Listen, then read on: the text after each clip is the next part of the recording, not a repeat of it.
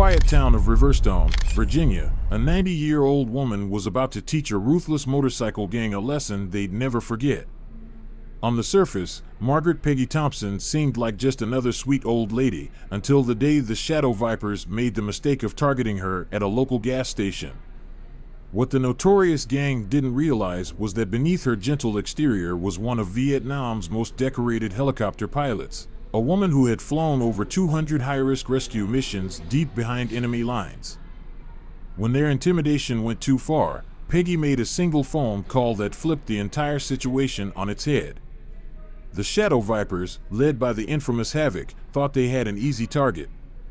Instead, they found themselves face to face with over 50 hardened veteran bikers, men whose lives Peggy had saved decades ago in the jungles of Vietnam. What started as a day of bullying quickly turned into an unforgettable lesson in respect, forever changing the town of Riverstone. But before we dive into how it all unfolded, let us know where you're watching from in the comments. And if you love stories like this, hit that subscribe button, because tomorrow, we've got something special just for you. It was a crisp morning in Riverstone, the sun just beginning to warm the quiet streets as Peggy Thompson rolled into Mike's Gas and Go in her trusty old Ford Taurus, just as she had for the past 30 years. Her silver hair was neatly pinned back, her posture still straight, years of military discipline never faded. "Morning, Mrs. Thompson," called out Jimmy, the young station attendant, flashing his usual bright smile. "Just a full tank, Jimmy," Peggy replied, stepping out of the car with measured but purposeful movements. The familiar scent of gasoline and morning dew filled the air as she started refueling, her mind already drifting to the V8 meetings she had later that day, gatherings that kept her connected to the past, to the people who truly understood what it meant to serve. Then, the peace shattered. The distant growl of motorcycles grew louder, turning into a deep, menacing thunder that rattled the small gas station. 5 bikes. Then 10. Then 15. Chrome glinting under the rising sun. The Shadow Vipers had arrived. Peggy's grip on the gas pump didn't waver. She didn't even need to turn around, her car window's reflection told her everything she needed to know. Years of combat training kicked in instinctively. Assess the threat. Maintain awareness. Stay calm. The gang leader, Havoc, swung off his bike with practiced arrogance, his leather vest covered in patches that screamed violence and dominance. His cold eyes locked onto Peggy. Well, what do we have here?" His voice carried across the lot, drawing snickers from the gang. "Grandma's out for her morning drive." Peggy kept her focus on the pump, her expression neutral.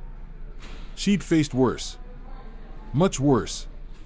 The jungles of Vietnam had taught her that real threats rarely announced themselves this loudly. "I'm just getting gas," she said evenly. "No need for trouble." One of the gang members, a tall man with a scraggly beard, stepped closer, squinting at her license plate frame. "Hey, Havoc, check this out, Vietnam veteran. You hear that?" The old lady claims she's a vet. Havoc let out a sharp, mocking laugh. "A woman veteran? What did you do, sweetheart? Serve coffee to the real soldiers?" The words should have stung. But Peggy had heard worse. She'd flown through enemy fire to save soldiers who never thought they'd make it home. She'd seen war strip men down to nothing. "I served my country," she said simply, placing the pump back in its holster. Havoc stepped closer, his boots scraping against the concrete. "Served your country?" he sneered. "Lady, the only thing you've served is dinner." The gang fanned out, forming a loose circle around her car. Inside the station, Jimmy had vanished. Peggy knew he was probably calling the police, but they wouldn't get here in time. Havoc leaned in, voice dropping to a low growl. "This town belongs to us now. Time for you to move along." Peggy squared her shoulders, meeting his gaze without a flicker of fear. "Young man," she said, her voice calm and firm, "I've faced things that would make your little gang run crying home to mama. Now, if you'll excuse me, I have a meeting to attend." She reached for her car door, but before she could open it, one of the bikers slammed it shut. The sound echoed through the lot like a gunshot. Peggy didn't even blink. She'd heard real gunshots, felt real explosions. Havoc smirked. Maybe you didn't hear me, lady. This is our town now, and in our town, you show respect. Peggy's voice was steady as steel. Respect is earned, son. And so far, all I see are boys playing at being men. The air went thick with tension. The only sound was the low rumble of idling engines. Something dark flickered across Havoc's face, something dangerous. His hand shot out, clamping around Peggy's arm with bruising force. You want to learn about respect? He sneered, his grip tightening. We'll teach you all about respect. The laughter of his gang echoed through the lot, but Peggy barely heard it. In that instant, her mind flashed back to a night in '68, deep in the jungles of Vietnam. A downed chopper, gunfire screaming through the trees, and a young soldier, barely more than a boy, trapped inside the burning wreckage. She had pulled him out that night, carried him through enemy fire to safety. That soldier had grown up to be Colonel Iron Jack Morrison. Now, he was the leader of the largest veteran motorcycle club in the state, the same Jack Morrison who had once told her, if you ever need anything, Peggy, anything at all, you just call. She had never needed to make that call. Not in all these years. But looking into Havoc's eyes, seeing the cruelty there, she knew, tonight, that was about to change. The Shadow Vipers had no idea what they'd just started. But they were about to learn a lesson in real strength, real courage, and real respect. And it would begin with a single phone call.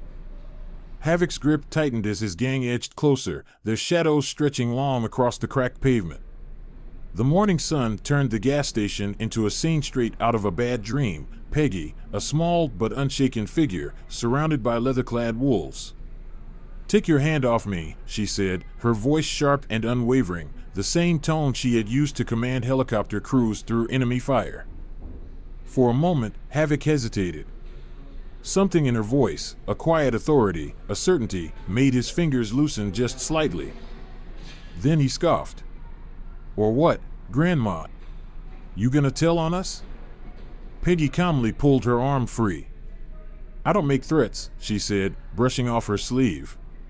I never have. But I promise you, son, you're making a mistake. One of the younger bikers, a lanky man with a snake tattoo curling up his neck, snorted. Hear that, Havoc? The old lady's making promises. The gang erupted into laughter. Peggy used the moment to slide into her car, moving with a deliberate, practiced ease. Through the windshield, she caught sight of Jimmy inside the gas station, still gripping the phone, his face pale.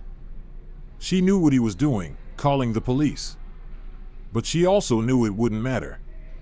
The Shadow Vipers had been running unchecked for months now, terrorizing Riverstone while the law turned a blind eye. You're not going anywhere, Havoc declared, slamming his hand onto her car hood. Not until we teach you about respect. Peggy turned the key. The old Ford Taurus rumbled to life beneath her, a familiar comfort. Let me tell you something about respect, she said, gripping the wheel.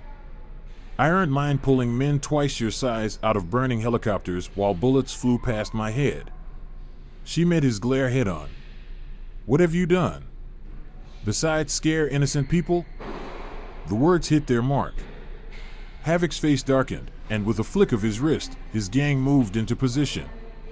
Within seconds, her car was surrounded, motorcycles blocking every exit. Get out, Havoc ordered. Peggy didn't move. Instead, she reached for her phone. The subtle shift made a few of the bikers tense up. They expected her to call the police. She wasn't. You want to see what real respect looks like? She asked, her fingers hovering over the keypad. Just wait. Havoc chuckled, shaking his head. Oh, I get it. You're calling for backup. Maybe your grandkids? The cops? He spread his arms. Go ahead, lady. Call whoever you want. We'll still be here. Peggy barely heard him. Her mind was back in Vietnam, rain pounding against her windshield, her hand steady on the stick as she flew blind into hell. A distress call had come through, a squad pinned down, taking fire. Everyone said it was a suicide mission to go in after them. She had gone anyway. One of those men had been a young lieutenant. A lieutenant named Jack Morrison. She pressed the first number. Several gang members shifted uneasily. The Veterans Guard, she said, her voice carrying over the suddenly silent lot. A ripple of discomfort ran through the group. The Veterans Guard wasn't just another biker gang. They were combat vets. Disciplined. Organized. Ruthless when provoked. And their leader, Iron Jack Morrison, was the kind of man even the hardest outlaws didn't cross. Snake Tattoo forced a laugh, but there was uncertainty in his voice now. What's that got to do with anything? Peggy glanced at him, then back to her phone. Everything. She pressed call. You see, back in '68, she continued, her voice calm as the phone rang, there was this young lieutenant.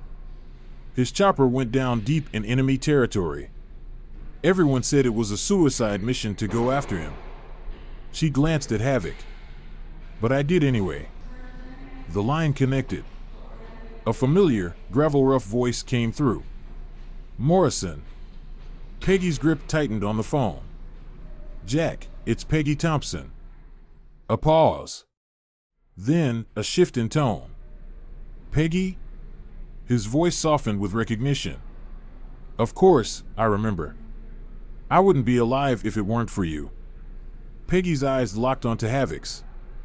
I've got some young men here who need a lesson in respect, she said evenly. The Shadow Vipers. They seem to think Riverstone belongs to them now. The shift in Iron Jack's voice was immediate. The warmth vanished, replaced by cold steel. Where are you? Peggy smiled, just slightly. Mike's Gas and Go. Take your time coming over, Peggy said as she ended the call, slipping her phone back into her pocket. These boys aren't going anywhere. The lot had changed. The bravado of the Shadow Vipers wavered, their cocky smirks faltering as they exchanged uneasy glances. They ruled Riverstone through fear, but the Veterans Guard was something else entirely. Havoc's jaw tightened as he fought to keep control of the situation. You're bluffing, he scoffed, but there was a slight tremor in his voice. Iron Jack wouldn't come running just because some old woman called. Peggy let a slow smile tug at the corners of her mouth. You sure about that? She asked, tilting her head. Want to stick around and find out? Then they heard it. A deep, rolling thunder in the distance. Not the erratic, chaotic roar of the Shadow Vipers' bikes, this was something else. Disciplined. Methodical. Powerful. It was the sound of men who had ridden into war together. Havoc's smirk vanished. His face paled just slightly. Mount up, he barked, snapping at his gang. We're not done here, old woman. Not by a long shot. Engines roared to life as the Shadow Vipers scrambled onto their bikes. The rush in their movements betrayed the urgency they didn't want to show. As they peeled out of the lot, Havoc turned back, pointing a trembling finger at Peggy. This isn't over, he snarled. You just made things worse for yourself. Peggy watched them go, unshaken. She knew they'd be back. Bullies always came back. But the rules had changed now. The rumble grew louder, shaking the very pavement beneath her feet. Peggy turned her gaze toward the horizon as the Veterans Guard came into view. 50 strong.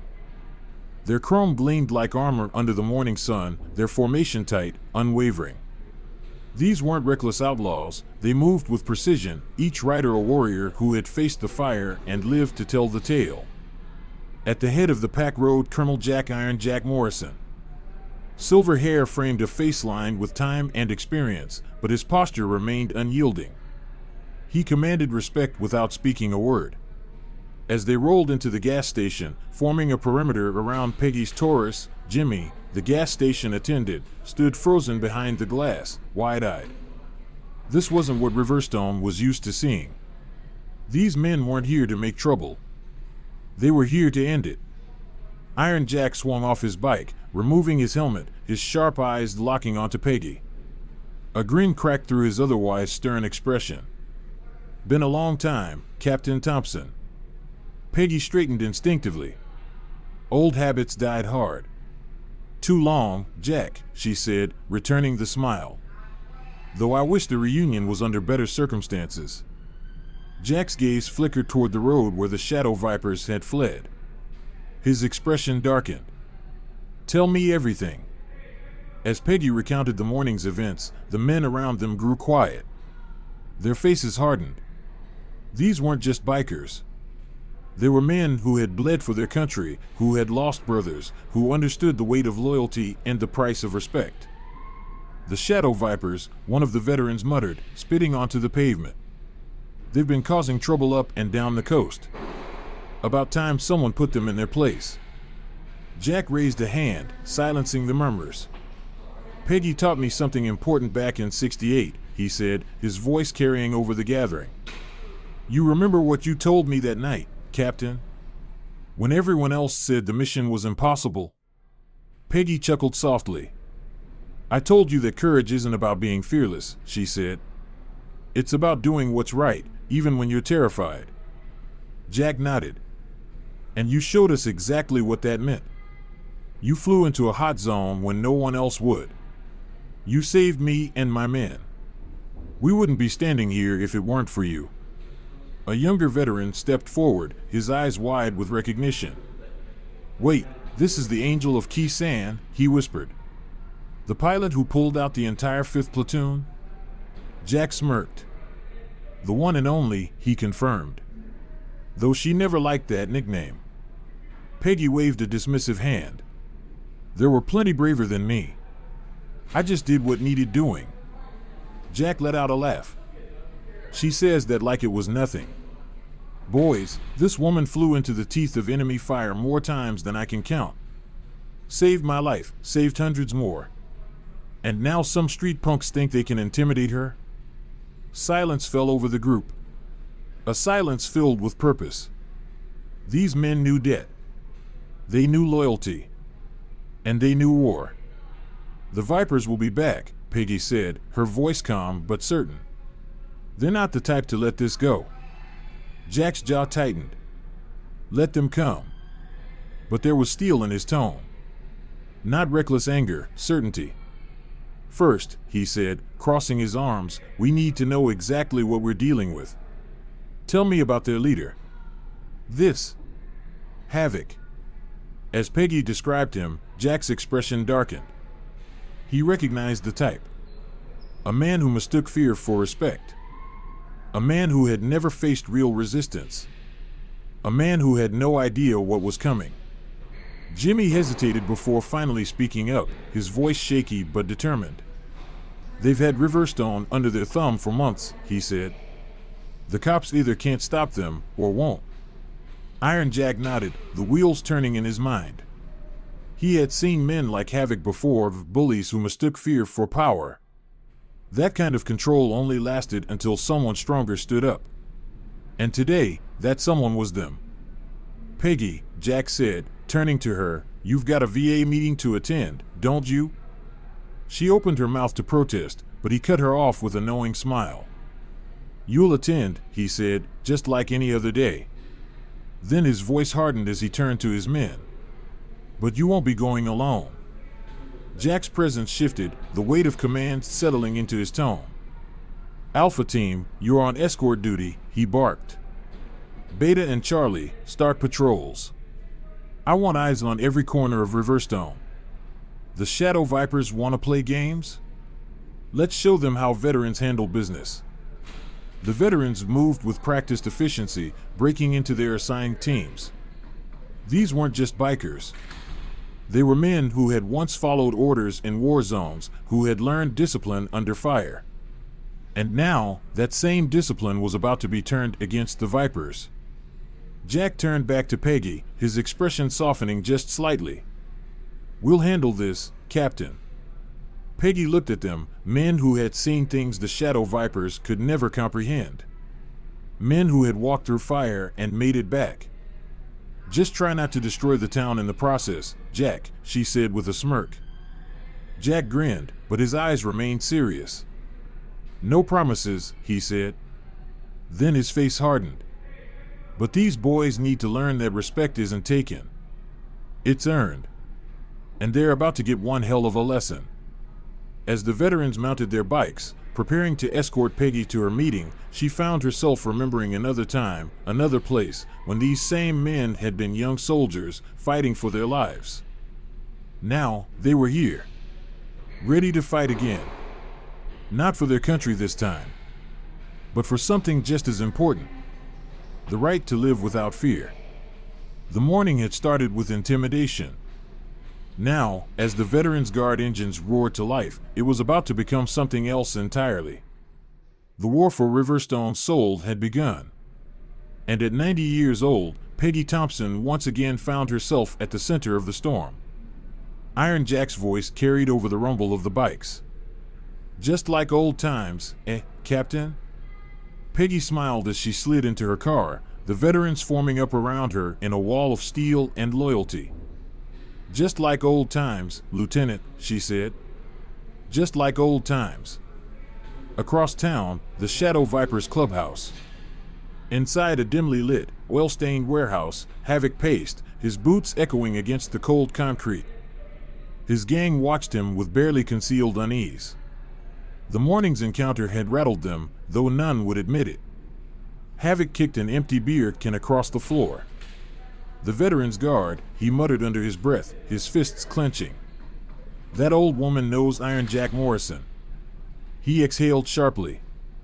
Of all the people in this worthless town, we had to pick her. Snake Tattoo, leaning against his bike, shrugged, still trying to sound tough. So what? They're just another MC.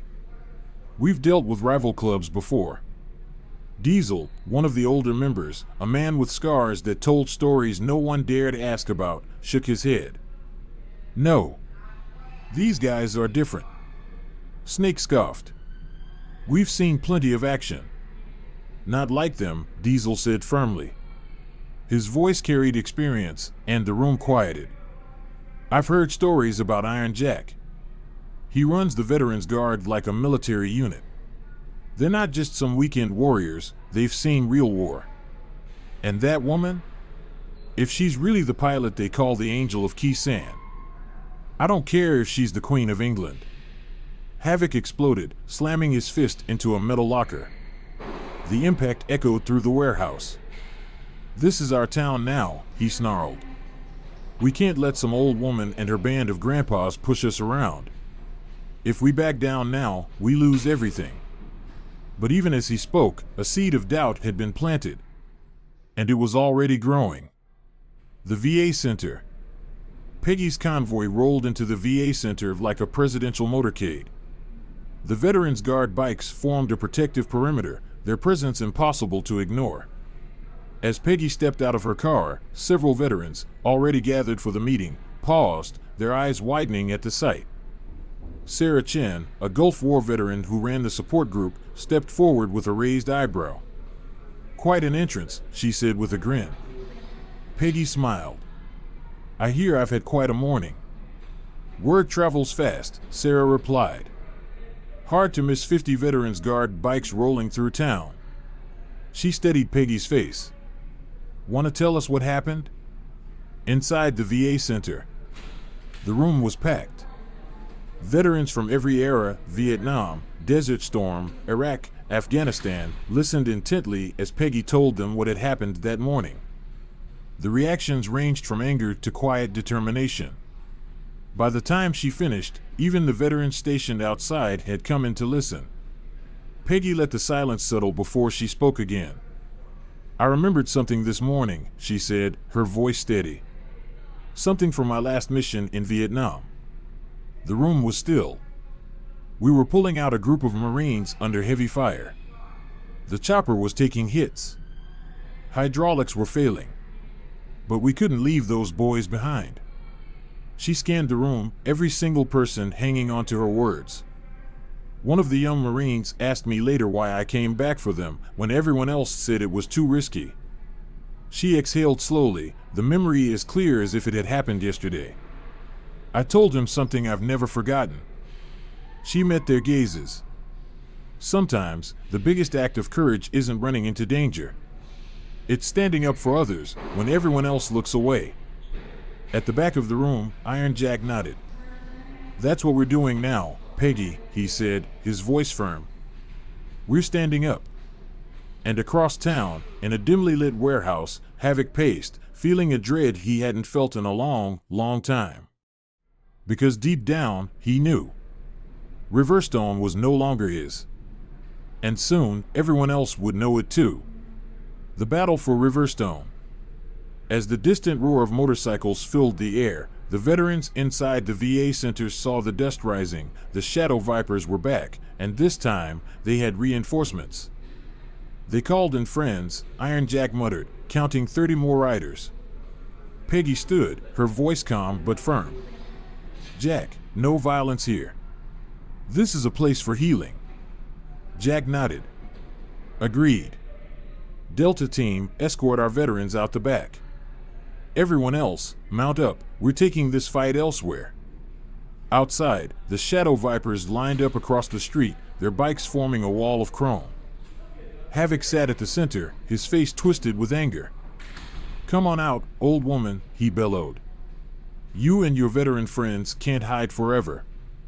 Iron Jack stepped forward, his presence commanding.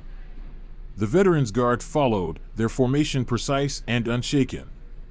Peggy emerged last, her head held high. Son, she called to Havoc, her voice unwavering, you're making a mistake. This isn't about pride or territory. This is about right and wrong. Stand down before someone gets hurt. Before Havoc could answer, police sirens screamed into the lot. 3 patrol cars skidded to a stop. Chief Roberts, a Vietnam Marine, stepped out, his hand resting on his sidearm. No one's fighting at my VA center, he said coldly. Havoc, you and your boys need to leave, now. The standoff was thick with tension. Havoc's eyes darted between the police, the veterans, and Peggy, his fury barely contained. But outnumbered and outmatched, he kicked his bike to life. This isn't over, he spat. Not by a long shot. As the Vipers peeled away, Jack turned to Peggy. He's right about one thing, he said grimly. This isn't over. Peggy watched the dust settle, her gaze steady. No, she murmured. But maybe that's not a bad thing. Sometimes, it takes a storm to clear the air. The war for Riverstone. Inside the VA Center's conference room, Chief Roberts spread a map of Riverstone across the table. The Shadow Vipers aren't just causing trouble, he explained. They're taking over. Protection rackets, intimidation, and now, drug trafficking. Iron Jack traced the map, his expression darkening. How many are we dealing with? 75 riders. 3 affiliated gangs. Peggy studied the marked locations. They're not just terrorizing the town, she said, they're controlling it. Roberts sighed. We've held back because of politics, someone in City Hall is protecting them. Meanwhile, across town, Havoc paced the Shadow Viper's warehouse, his anger boiling. That old woman humiliated us, he growled. If we back down, we lose everything. Maybe we should, Diesel, one of his lieutenants, muttered. Havoc's fist slammed into a locker. This isn't about territory anymore. This is personal. A plan for change. Back at the VA Center, Peggy stood before a room of veterans and business owners. I remembered something today, she said. In Vietnam, when my helicopter was hit, I didn't turn back. I went in anyway. Because courage isn't being fearless, it's standing up when everyone else looks away. Iron Jack nodded. That's what we're doing now. Peggy pointed to the map. They've spread fear. But spread too thin, even the strongest force becomes weak. Roberts leaned forward. What are you suggesting? We start with the businesses they're extorting. The Veterans Guard protects them. We document their drug operation. We expose them. Saracen frowned. They won't take that lying down. No, Peggy agreed. They'll get reckless. And that's exactly what we're counting on. Jack smirked. Just like that night in Kisan? Exactly. Peggy nodded. But this time, we're not fighting with bullets. We're fighting for Riverstone's future. The first strike. At dawn, the Veterans Guard positioned themselves across town. Mason's Hardware, Diana's Diner, and Pete's Auto Shop, every business once controlled by the Vipers, was now guarded. By mid-morning, the Vipers arrived. Havoc stalked toward Mason's Hardware, fists clenched. "This is private property," a veteran named Mike said. "Mason doesn't need your protection anymore." Havoc snarled. "We built this town." Peggy stepped out of the diner, locking eyes with him. "No, son. You made it afraid. There's a difference." The townspeople gathered, watching. The Vipers were outnumbered, outmatched. Havoc's hand twitched toward his jacket. Iron Jack blocked his path. "Think carefully about your next move," he warned. Very carefully. For a moment, the air crackled with tension. Then, Havoc backed away. "This isn't over," he spat. But as the Shadow Vipers roared away, the town cheered. Peggy exhaled, watching them go. "It's only just begun," she said. Jack nodded. "Let them come. This time, we're ready." The final battle. By nightfall, the Vipers retaliated. Fires erupted across town. Mason's Hardware burned. Diana's Diner was firebombed. "They're trying to break our spirit," Jack said, watching flames flicker. Peggy shook her head. "Then we show them that fire doesn't destroy us. It makes us stronger." The next day, the town rebuilt faster than anyone expected. Veterans, business owners, even former Vipers joined in. Havoc watched from his warehouse, his empire crumbling. "They're not afraid anymore," Diesel said. Havoc's rage boiled over. "Then we make them afraid." That night, the Vipers loaded explosives into their vans. "If I can't have Riverstone," Havoc growled, "then no one will."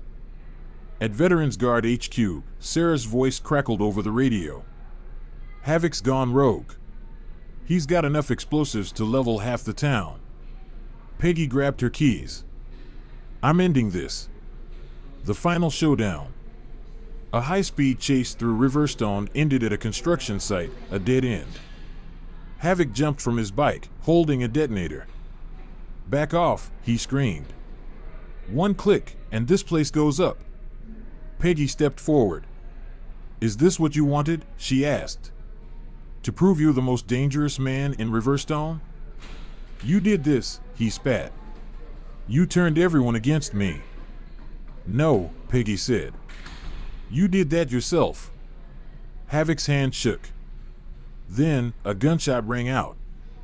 Diesel, his oldest friend, had fired. The detonator clattered to the ground. The war for Riverstone was over. 1 year later, Riverstone had transformed. The Veterans Guard had evolved into mentors, protectors, and leaders.